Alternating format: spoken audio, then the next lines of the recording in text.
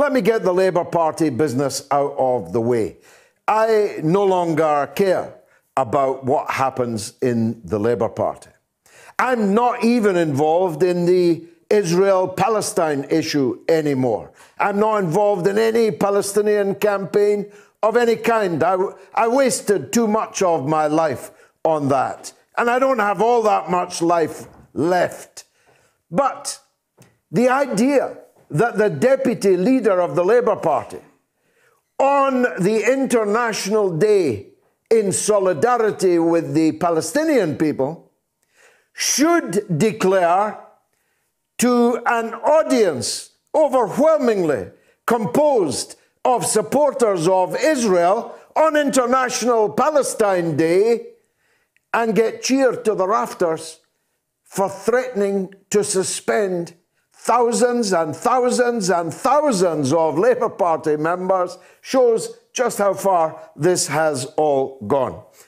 For some that are not quite the sharpest knives in the box, like Angela Rayner, this has all just grown out of control for her. For those much smarter who know that this was all a political weapon to use to destroy the leadership of Jeremy Corbyn and the possibility of a Labour government of a new type, well, this is all going to plan so far as they are concerned. And if, it's a big if, Jeremy Corbyn is readmitted as a Labour MP, it will only be on the terms of the most humiliating abasement, which, were he to perform, would utterly destroy his legacy, such as it is, utterly destroy his reputation, in which case, job done either way. The chief whip of the Labour Party made that very, very clear in a letter to Mr. Corbyn this week, which we all read, of course, in the newspapers before Mr. Corbyn heard it pop through his letterbox. So I don't care.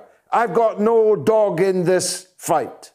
But the Labour Party is headed, I can promise you, in the same direction as PASOK in Greece, in the same direction as the so-called Socialist Party of François Hollande in France.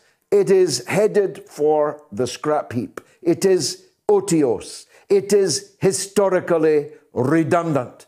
And me, having spent 36 years in it, I never expected to be so happy about that. But I'm not at all happy, of course, about the main subject of my remarks this evening. There is no doubt that the Israeli Secret Service, Mossad, was responsible for Dr. Fakhrizade's cruel murder 48 hours ago on Friday in the boulevard leading from his home into Iran, where he taught at the Imam Hussein University, nuclear physics, a respected nuclear physicist. He was murdered by 62 people, which you might think is a lot of people to murder one man. It's not exactly a small team, but it was a team that carried out the operation flawlessly, every single one of them apparently melting away and affecting their escape. It is therefore a major embarrassment, humiliation actually, for the governing powers in Tehran, who not only could not protect their leading nuclear scientists, against whom multiple threats had been made, including by the Israeli Premier Netanyahu just a couple of years ago. And with the mounting tension over the US intentions towards Iran in the last weeks at the fag end of the Donald Trump presidency, one would have thought that everyone who might be a target would be on the highest possible alert and, if possible, not following a regular weekly schedule of driving from a home to a workplace on a Friday. But the failure to apprehend, which seems to be the case, any of the 12-man murder squad or any of the 50 backup team is equally embarrassing, equally humiliating. Why do I dwell on that? Not because I want to embarrass Iran in these circumstances, still less to humiliate them, but to make the case that I'm about to make, that Iran has absolutely no course of action open to it other than condign retaliation.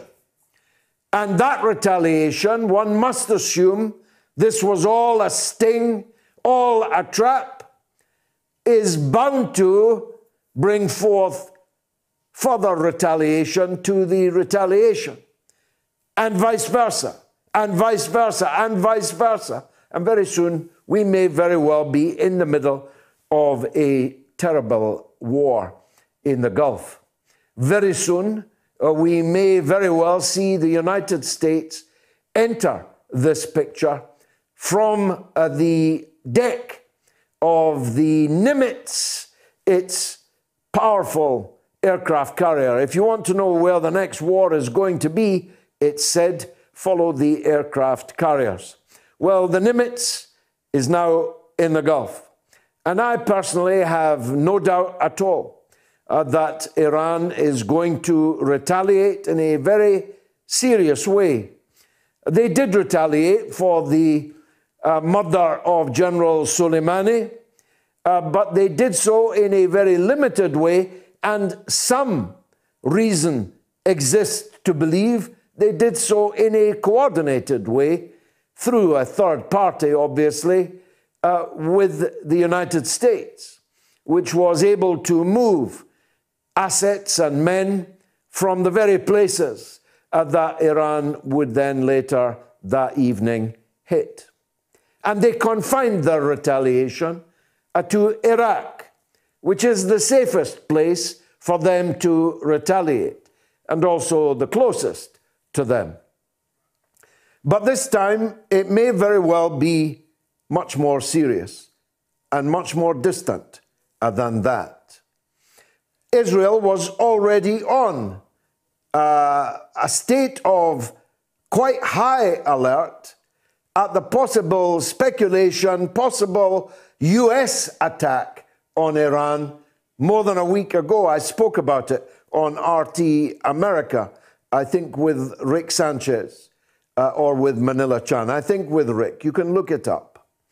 The possibility of an American attack to set Iran ablaze, to scupper any chance that the incoming Biden administration might be able to mend bridges with Iran, re-enter the JCPOA, the Iran nuclear deal architecture, to basically rain on Biden's parade, forcing him to inherit a terrible new conflict, or at least a conflict in a terribly new phase. Israel had already moved on to alert, and therefore one can assume that Israel is tonight bracing itself for Iranian retaliation. Israel would retaliate to the retaliation, and then the United States doubtless becomes involved. And then we have a very serious war, because Iran has already promised that if the United States attacks Iran, then Iran will retaliate not just against the United States, but against any and all of the United States allies in the region. And the closest of those, is, of course, Saudi Arabia. And that brings me to my next point. We've got a poll running. Who killed the Iranian scientist, Dr. Fakhrizadeh? Who killed him? A, Israel, B, the US, or C, both? I might have added a third question or a third option, because it is no accident that just over a week ago, a private jet bearing Prime Minister Benjamin Netanyahu left Tel Aviv and landed in Saudi Arabia. I'm not making that up. It is denied, of course, by the Saudis, but it is not denied by the Israelis. And I have long ago learned that you're more likely to get the truth from Israel than you are from Saudi Arabia. So I believe that Netanyahu flew to Saudi Arabia. I believe that he met there with the Crown Prince of Saudi Arabia, bin Salman, MBS. I believe that he met bin Salman alongside Mike Pompeo, Donald Trump's outgoing Secretary of State. And the three of them stirring that pot, that witch's brew, were undoubtedly, amongst other things, discussing the murder most foul that took place in Tehran on Friday. A final green light for what I'm sure was a long-planned potential operation was given at that secret meeting in Saudi Arabia, at a meeting of Pompeo, Mohammed bin Salman, and Benjamin Netanyahu. Words you never thought you would ever hear. But you heard them, and they are sincerely believed by me. And therefore, Iranian retaliation will, in the first instance, hit Saudi Arabia, close the Straits of Hormuz, both actions causing a fantastic interruption to the supply of oil to the world and to production such as it is in Western economies. Iran has already promised to obliterate, eviscerate, remove from the map the city of Dubai in the United Arab Emirates. They already promised this, and they can do it just like that. So if you are one of those that bought an apartment in Dubai from a seller on the street off the page that might or might not have ever been built, be afraid, be very afraid. The Gulf countries that recently restored, or rather instituted for the first time, relations with Israel, as well as the US fleet, as well as the Nimitz, as well as all of the Western naval assets in the Gulf, including in Bahrain, another of the new friends of Mr. Netanyahu, where both the British and the American fleet are stationed, are all in the firing line. And of course, were these Iranian threats to be made good, then the United States involvement will have to become still more serious, and so on and so on. Meaning that Donald Trump would leave office in January with a world at war, with a Gulf in flames, with a dramatic interruption to world oil supply and prices around the world for all kinds of things, just in the middle of a coronavirus pandemic. Now, it is possible that none of this will happen. The only circumstances in which I could see none of this happening would be if Joe Biden is on the telephone to the Ayatollahs right now, promising that in January the US will rejoin the JCPOA and will remove the crippling, murderous sanctions that Trump has imposed on Iran over the last 4 years. But I'm not confident that Joe Biden is capable, even if he was willing, to do that. And so my best estimate is that 2020 just got a whole lot worse, and there are still several weeks to go. Much more coming up. Julian Assange, Harry Dunn, coronavirus, much more coming up over the next 3 hours and 40 minutes. Do stay tuned.